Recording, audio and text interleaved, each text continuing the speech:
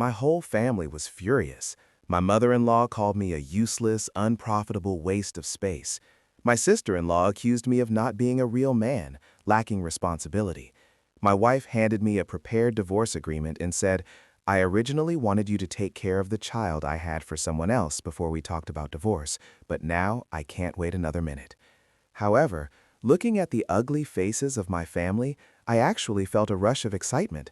The reason was simple. No one knew that I had quit my job today because my grandfather, the richest man in the country, had acknowledged me as his grandson and told me to quit my job and come home to inherit his billion-dollar company. Chapter 1. I stood at the door, trying to calm my excitement about becoming the heir to a multi-billion-dollar company. I wiped my sweaty palms on my pants, but just as I was about to open the door, I heard voices coming from inside.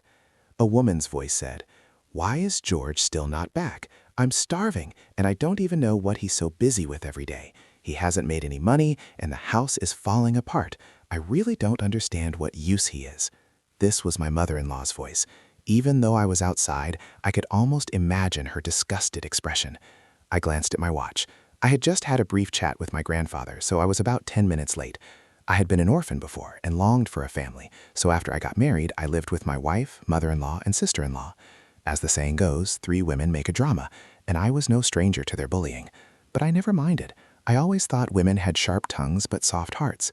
However, hearing this now, I still found it somewhat unpleasant. I didn't open the door, but stood there, continuing to listen.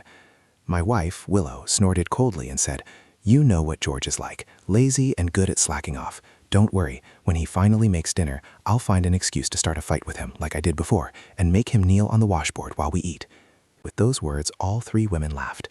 Whenever I worked late, Willow would always make a scene at the dinner table. Whether it was over salty dishes or bland soup, she'd find something to argue about. Most of the time, I'd end up hungry, kicked out of the house, or sometimes forced to kneel on the washboard. I had thought it was just a coincidence, but now I realized it was all a deliberate attempt to humiliate me. Chapter 2. Laughter echoed from inside the room, but I felt a cold chill run down my spine. After standing there for a while, I finally forced my expression into a cold one, opened the door, and walked in. As soon as I entered, the laughter immediately stopped. 3 similarly impatient faces turned toward me. My mother-in-law said, "You're so late. Where the hell have you been? Why are you standing there? Get to the kitchen and cook."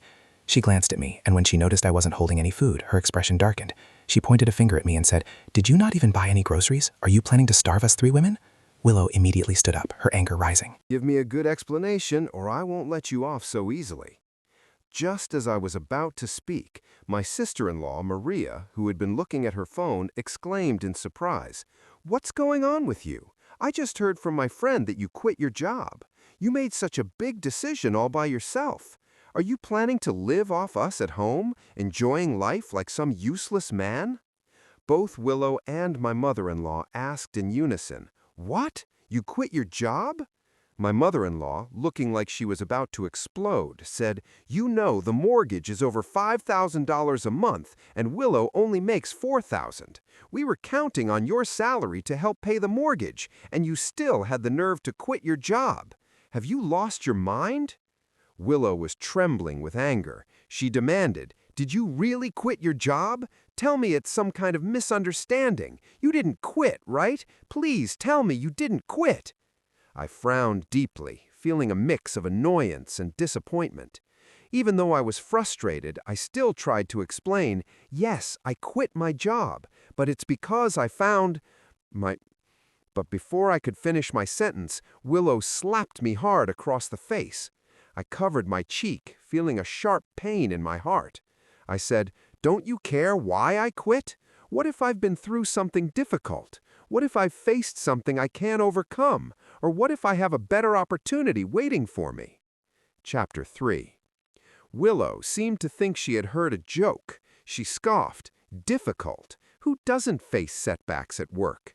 Yes, I sit in an office all day where I'm shielded from the elements, while you have to run outside delivering takeout in the rain or wind. That's definitely much harder. But so what? You know I need money, so you should just give me money.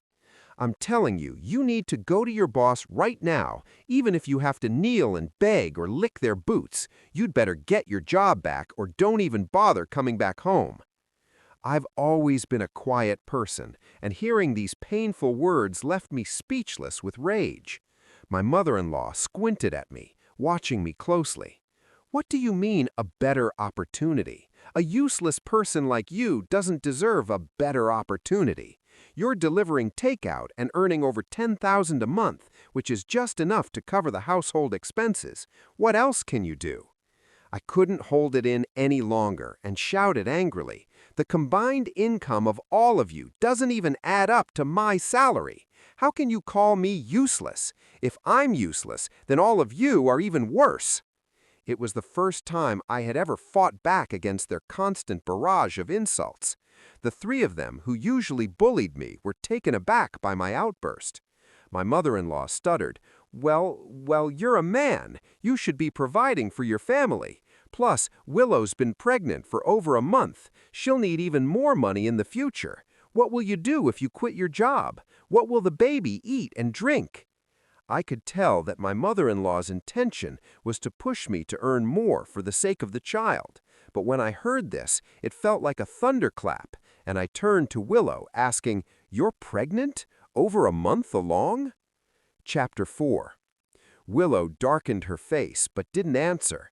My mother-in-law, however, didn't notice the Willow's expression and continued talking. "Exactly. What can you even do? You can't." What is the purpose of your life, Maria? Sensing the tension, awkwardly tugged at my mother-in-law's sleeve. Mom, stop it. My mother-in-law looked confused and gave Maria a strange look. Why shouldn't I speak? Aren't you the one who always criticizes him? Why are you upset when I'm just speaking the truth? I'm telling you, men like him need to be criticized. If you give him an inch, he'll take a mile. I forced a bitter smile. I hadn't had any intimacy with Willow in over 2 months, not because I didn't want to, but because she refused to let me. She hated the smell of sweat on me, saying that even if I showered and scrubbed myself raw, she still found me disgusting. I thought it was all my fault, but now I realized that it wasn't me. She had someone else. With that thought, I sighed and said, "Because Willow's child isn't mine. Right, Willow?" My mother-in-law was about to say something, but when she saw Willow and Maria's expressions, she quickly understood and covered her mouth. Willow gritted her teeth and said, "Yes, so what? I've been tired of you for a long time. You're like a dried-up corpse, and just seeing you makes me sick." She then pulled a divorce agreement out of her bag and threw it at my feet. "I was going to wait until you supported me during my confinement and then reveal the truth before divorcing you. But since you've already quit your job, it's clear you have no more value to me. So, let's get a divorce." Chapter 5. I picked up the divorce agreement and skimmed through it. To my shock, the agreement stated that I would leave with nothing. She had cheated, and she wanted me to leave with nothing. I couldn't hold it in and laughed bitterly. Willow, with a stiff tone, said, "Yes, so what? The house down payment was paid with the bride price you gave me, and after we got married, you've been paying the mortgage. But in the end, it's still my premarital property, so it has to go to me. Even if you sue, you won't win. And you know it yourself. Your savings are all in my account. You don't even have enough money to hire a lawyer." I was speechless. I had met Willow through a friend's introduction and was very satisfied with her. I foolishly agreed to all her conditions, including letting her use my savings to buy the house before we got married. My mother-in-law and Maria couldn't agree more. "That's right. My sister didn't even ask you to raise her child. She's been really generous. How many men have raised another man's child for years only to find out it wasn't theirs?" "Exactly. And you've been living in the house for years. We didn't even ask you for rent. You've been treated with kindness, so don't act ungrateful." Looking at the disgusting expressions on their faces, I felt like all my sincerity had been fed to the dogs. Over the years, I had worked hard to support the family, treated my mother-in-law like my own mother, and Maria like my own sister. I worked 2 jobs and couldn't even afford to buy new clothes. Even the thermal underwear I wore was something Willow didn't want because it was too big for her. In this freezing weather, I delivered takeout without even being able to buy a down jacket. My hands and feet were covered in frostbite. And this was the result. Chapter 6. I stared at the frostbite on my hands, lost in thought, forgetting all about signing the divorce papers. But in my silence, the 3 of them misunderstood and thought I was reluctant to divorce and was trying to cling on. What's wrong? You can't bear to sign? Let me tell you, it's my daughter who wants the divorce, and you don't have a choice in this. If you didn't want to be abandoned, you should have been a useful man by now, not this useless thing. Maria, looking down on me, said arrogantly, "My sister didn't do anything wrong. You're the one who's useless, so of course she has to find another way out. She can't just hang herself on your crooked tree, can't she? Willow's expression was slightly softer than the other two. I couldn't tell if she was feeling guilty or if she was trying to persuade me to divorce, but she sighed and said, "Let's part on good terms. I know you're reluctant to let me go, and that you love me to the point of madness, but forcing something that's already broken will only leave us both bitter. Even if you don't divorce me and are willing to raise my child as your own, I still don't want my son to call a useless man like you his father." Hearing these words from the three of them, I smiled bitterly. Without hesitation, I signed the papers. Seeing me sign, the three of them seemed to breathe a sigh of relief, and for the first time today, they all smiled genuinely. Willow carefully clutched the divorce agreement to her chest and said to me, "All right, now that it's signed, you can leave. Don't forget to go to the Civil Affairs Bureau tomorrow to finalize it." I nodded and immediately pulled out my phone to call my driver. "Come pick me up downstairs, but don't drive anything too flashy. A few $1 million Bentley will be enough." After hanging up, I smiled at the three of them. This was your decision to divorce. Don't come looking for me if you regret it later. The three of them exchanged stunned looks, their faces full of shock. Chapter 7. I ignored the looks of the three of them and left the house, closing the door behind me. But the three of them were only briefly shocked before quickly dismissing it as just empty boasting. They didn't even bother to chase after me and locked the door behind them, seemingly afraid I would regret it and come back. I didn't offer any explanation. After all, money is like pregnancy. After a while, others can always tell. But when I went upstairs and came back down, the driver had held his silence for long enough and finally couldn't help but ask, "Sir, didn't you say you were going upstairs to explain things to the whole family, then head to the estate together? Why are you alone?" Looking at the home I had lived in for almost 5 years, I sighed and said, "Maybe it's just fate. I had planned to take them out for a nice meal and then announce the good news. But, well, who would have thought they'd only care about me quitting my job and not why I quit? If any one of them had asked even a single question, everything would have been different." Thinking of this, I broke out in a cold sweat. If they had asked, I would have never known about Willow's affair and pregnancy. She might have even made me believe the child was mine, keeping me in the dark for the rest of my life. I didn't continue speaking, rubbing my temple tiredly, and said, "All right, let's stop talking. Tomorrow, take me to the Civil Affairs Bureau at 8 in the morning." The driver understood that I was in no mood for conversation and didn't say. As I watched the changing scenery outside the window, I couldn't help but reflect. Yesterday, I was just a regular delivery driver, obsessed with getting good reviews and hoping it wouldn't rain tomorrow. Today, I was sitting in a luxury car. Life really is the best scriptwriter. Chapter 8. The next morning, I arrived at the Civil Affairs Bureau. When I entered, I found the three of them had been waiting for me there. When Willow saw me, she visibly relaxed and said, "I thought you wouldn't dare to come." I smiled and replied, "Same to you." Willow rolled her eyes at me and said, "Yesterday you were boasting about your $1 million car, and now you think I'd believe that and beg you not to divorce me. I think you've been eating too much, and now you're hallucinating." I didn't respond, but walked straight to the divorce window, starting the procedure with Willow. My mother-in-law and Maria were a bit surprised at how easily I was going along with it. My mother-in-law muttered, "This useless man looks kinda handsome dressed like this." Maria, noticing my outfit for the first time, furrowed her brows and seemed to mumble to herself, "I don't recognize the brand, but why does it look so high-end?" Maria, who was obsessed with luxury brands and could name them all, despite buying so little, had a sharp eye for designer goods. But she couldn't have recognized it because I was wearing a custom-made suit, stitched together by dozens of tailors overnight. It wasn't one of those regular luxury brands. Before she and my mother-in-law could discuss it further, Willow and I had already finished the divorce process and received the divorce certificate, symbolizing my freedom. The three of them also smiled as they held up the divorce certificate. I shook my head, turned around, and was about to leave when a strange girl suddenly grabbed my arm. With a face full of excitement, she said, "It's you, right? You're the grandson of the lost billionaire George, right?" As soon as she spoke, the three of them who had been laughing and chatting went completely silent and stared at me. I pretended I hadn't noticed, smiling at the girl then replying, "Yes, but I don't think we know each other." Chapter 9. The girl smiled back at me and quickly realized she hadn't introduced herself. She handed me a business card and said, "I'm a reporter from Urban News. My name is Anna." I nodded and said, "A reporter? But I still don't know you." Anna nodded and explained, Yes, but I don't have any ill intentions and I'm not stalking you. I'm here on business and just happened to hear your name. I just wanted to ask if I could do an interview with you and your grandfather. After all, everyone is curious about the story of the billionaire recognizing his family. Many people want to know if after recognizing your family, you'll take over the juicing group yourself or hire a professional manager.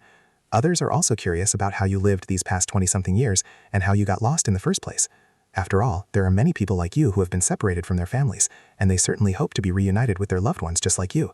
If you agreed to the interview, it could inspire a lot of people and even give hope to parents who are searching for. Pale and looking quite unwell. When she saw me, her eyes brightened and she forced a smile on her cracked lips, saying, "Husband, you came. You really came. You still love me, don't you?" I rolled my eyes but didn't say I was just here to watch the drama. Instead, I coldly asked, "What did you call me here for, Maria?" With a sorrowful expression said, "Brother-in-law, don't be so cold. Sis has suffered a lot for you." I almost laughed in anger. I had been working myself to the bone for these 3 women all these years, and all I got in return was being cheated on and left with nothing? Yet she was the one claiming to be the victim? Seeing I wasn't responding, Willow struggled to sit up, crying as she said, "Actually, I didn't cheat. I am pregnant, but it was forced.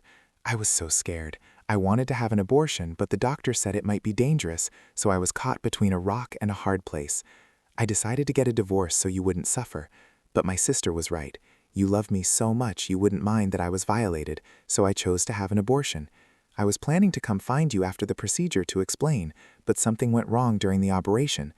I frowned and asked, "What went wrong?" Chapter 12. When I asked my mother-in-law, visibly relaxed. She wiped away the tears from her eyes and said, "There was heavy bleeding during the abortion and they had to remove the uterus. Willow did all this for you. She didn't want me to tell you, but I know you. You're such a good person. You must want the truth, and you'll definitely forgive Willow, right?" I really wanted to laugh, but forced myself to hold it in. For me? She cheated for me? Got pregnant for me? What a joke! But I didn't say any of this. Instead, I smiled wryly and said, "Is that so?" Maybe because I had been so docile before, Willow thought I believed her, and quickly nodded, saying, "Husband, I was so foolish. I only thought about not letting you suffer, but I completely forgot how much you love me. Breaking up with you would hurt you more. Maria is right. Being violated wasn't something I wanted. I should have been comforted, not abandoned." Maria then chimed in, "Brother-in-law, look at it from the perspective of Sis being the victim. Please forgive her. We're family, and family shouldn't hold grudges. Don't you agree?" Before I could speak, my mother-in-law quickly jumped in. "Of course. From the moment I saw George, I knew he was a good person. All these years I've treated him like my own son. How could he hold a grudge over such a misunderstanding?" As she spoke, the 3 of them looked at me with pleading eyes. I felt all the resentment I had suffered over the years vanish in an instant, replaced by an indescribable joy that overflowed from my heart. I couldn't hold it in anymore and laughed loudly. I said, "When I was a useless man, you didn't say any of this. Did you forget?" "I certainly haven't. Should I remind you what you said back then?" The 3 of them looked embarrassed and didn't know how to respond. I continued, "What? Now that you know I'm the grandson of the billionaire, the sole heir, and soon to be $100 billion CEO, you suddenly find something good about me?" The 3 guard and looked at me speechlessly. Chapter 13. I paused and said, "Stop dreaming. I'm only here to watch the drama and laugh at you. I know the true faces of the 3 of you better than anyone else. I can never forgive you, and I will never reconcile with a woman like you, so fickle and untrustworthy." "Come to think of it, I should thank you," I said, looking at Maria with a smile. "If you hadn't added my colleague on WeChat to monitor me, you wouldn't have even known about my resignation. If it weren't for that, you all would have become rich by now." Upon hearing this, my mother-in-law was so angry that her eyes turned red. Without thinking, she slapped Maria across the face and yelled, "You little bitch! Why do you have to meddle in everything? Do you know what we've lost because of you?" Maria was not one to suffer in silence. Though she didn't dare anger my mother-in-law, she took her frustrations out on Willow. She said, "It's all your fault. You asked me to add George on WeChat so you could cheat. If you had been able to control yourself, none of this would have happened." Willow, already recovering from her surgery and missing out on a fortune, was furious when she heard this. She snapped, Mom, didn't you tell me George was useless and that I should make use of my youth and beauty before I regretted it later? Why is it suddenly my fault? At least I married George and we had feelings for each other. Our marriage was once harmonious. It's you and Maria who kept saying that marriage oppresses women, that we should depend on money but keep our independence, treating men as tools, as simps. This is what led us to this situation. It's all your fault. As the three of them started bickering, I couldn't help but laugh even harder. Realizing I was doing it on purpose, the three of them stopped arguing, their eyes narrowing with hatred as they stared at me. After a while, Willow sneered and said, "George, don't think you're so clever. We called you here to give you face, but since you don't want to start over with me, don't blame us for turning on you." My mother-in-law nodded and added, "George, you'll regret this." I had seen enough of the show. Smiling, I said, "Whether I regret it or not, I don't know, but the three of you, the real scumbags, are definitely regretting it right now." With that, I didn't even look at their faces as I walked out of the hospital room, still smiling. But it didn't take long for me to realize they weren't joking about me regretting it. I saw my second trending topic. George abandons wife and children. What a failure of a man. Chapter 14. I clicked on the trending topic and quickly found Willow's live stream. She was still in the hospital, looking even more haggard than the last time I saw her. My mother-in-law and Maria were also there, both of them with equally bad expressions. Willow cried as she spoke into the camera. "I don't understand why George wants to divorce me. I begged him, asked him to stay for the sake of our child, but he still left without hesitation. Because of the heartbreak, I ended up losing the baby." As she spoke, Willow broke down in tears, unable to continue. My mother-in-law quickly took over, saying, "We only found out about George being the grandson of the billionaire after seeing the news. That's when we realized he's rich now and doesn't think our daughter is good enough for him anymore." Maria sighed repeatedly, offering comfort to Willow and my mother-in-law before continuing. "I really don't understand. Why is it that when men get money, they turn bad?" Our brother-in-law for years. He ate and lived with our family, and we always treated him as one of our own. We never pressured him. We just thought that being together as a family was enough. But who would have thought that sincerity couldn't bring sincerity in return? My sister has been through all this, and I just want to ask him, did he ever truly care? But George only mocked her, saying she wasn't good enough for him, saying she deserved it. We couldn't take it anymore, so we decided to do this live stream. Our goal is to let the billionaire see George's true face and not give the company to this ungrateful scumbag, this vampire. After hearing this, the comments in the live stream flooded in, so many that it was dizzying. Almost all of them were insults directed at me. Chapter 15. After the live stream went viral, my grandfather quickly held a meeting, gathering a team of crisis management experts and lawyers. He was furious, but still comforted me, saying, "George, don't worry. I know you're not that kind of person. The men of the Wang family have never been the type to abandon their wives and children." The crisis management team and lawyers chattered among themselves for a while, before one person awkwardly spoke up. But this is a difficult situation to handle. First, there's the divorce. Everyone knows that the young master got divorced the day after recognizing his grandfather. Even though we know it was Willow who initiated the divorce, no one will believe that. Even if we can prove it was Willow who wanted the divorce, people will still think the young master hid his identity and intentionally seduced Willow into getting involved. Second, the child is already gone. Although the young master says the child wasn't his, we have no evidence. People these days love to gossip about the rich, and they prefer to believe the victim, so the young master's reputation is really hard to salvage. I frowned and said, "How is it hard to prove? As long as we find evidence of Willow's affair, the truth will come to light, right?" I thought for a moment and quickly listed a few steps. After I finished, everyone nodded in agreement. My grandfather let out a sigh of relief and said, "Hearing you say this, I'm at ease. Actually, I've already started investigating this. Even though you have Wang family blood, you didn't grow up with me. I've always been worried that you might be mediocre or too kind. But now seeing how bold and strategic you are, I can finally retire in peace." So that's what it was. No wonder such a simple matter hadn't been handled yet. Could the rich really be this naive? Chapter 16. Because we were rich enough, it didn't take long for us to gather evidence that Willow had lied. I didn't hesitate. I immediately began to clear my name. First, I revealed Willow's affair records. This wasn't hard to find. I even found a witness, her balding boss Makoto, who said indignantly on camera, "It was Willow who seduced me. She even forced me to divorce my wife, and now I've lost everything. Here are our chat records. You can take a look." While everyone was busy reading the hundreds of chat messages, I wasted no time in releasing our divorce. Showed that Willow and I had divorced, and even though I paid for the down payment and the mortgage on the house, I still ended up with nothing. Willow's family was clearly quick to react to this. As soon as I started to clarify things, Willow went live. Crying, she explained, "I don't understand.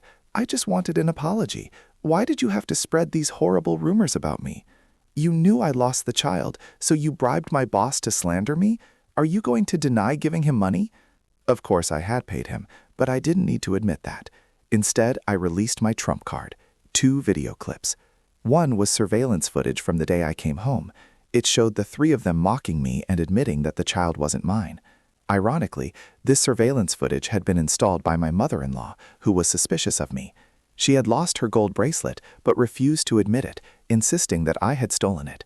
To find evidence, she had specifically set up surveillance in the living room. Since the 3 of them didn't understand digital devices, I had the installation and the account details. After my identity was revealed, they immediately deleted the footage. But what they didn't know was that I had set up automatic backups, fearing I might be wronged. So the footage they deleted was quietly stored on my cloud storage, providing irrefutable proof of my innocence. The other video was of me visiting Willow in the hospital. Of course, I didn't go to the hospital just to get some personal satisfaction. I was there to gather more evidence. Chapter 17. These 2 videos didn't just reveal the truth, they also exposed the ugly faces of the 3 of them. The online sentiment quickly shifted. The netizens who had been deceived and used as pawns were furious. The people who had been insulting me turned around and started attacking the 3 of them in the live stream. The comments flooded in. "Give me back my money. I spent $100 on gifts for you while eating fast food to help you out. I really can't believe I was so blind. This is so satisfying, right? George may have been a late bloomer in terms of wealth, but this counterattack is incredible. It's like a real-life revenge drama. Good things come to good people. If George hadn't wanted to surprise them, he would have been ruined by these 3 bitches." In just a few minutes, Willow was forced to end her stream, and her account was quickly banned. The money they had earned hadn't even been cashed out yet before it was frozen. Not only that, but I also sued them for defamation and other charges. Before they could sell their house and flee, they were already in custody. In the end, the 3 of them were sentenced to 2 years in prison. While they were in jail, they called me countless times. I would occasionally visit them, giving them a glimmer of hope, letting them think I was sentimental. But after a while, I would personally shatter that hope, leaving them desperate and broken. After a few rounds of this, they never dared contact me again. Meanwhile, I went on a blind date arranged by my grandfather and found a well-matched, virtuous, young, and beautiful wife. The day they were released from prison, my twins were born. After their release, their house was auctioned off because they couldn't pay the fines. The money from the auction was partly given to me and partly to the deceived netizens. After all their schemes, the 3 of them ended up with nothing but a reputation in tatters. They regretted it so much they almost choked on their own bile. But there's no remedy for regret in life. The 3 of them became the targets of everyone's scorn, and with nowhere to hide, they eventually had to return to their hometowns. No one dared to go out, and they couldn't find any work. In the end, they resorted to selling their bodies. I heard they were rounded up several times before disappearing without a trace. Despite all this, as long as I wanted to, I could find out anything. But I wasn't curious. I only needed to live my life well and manage my company. That was enough. The past, I just considered it a not-so-happy dream. From now on, I would live happily and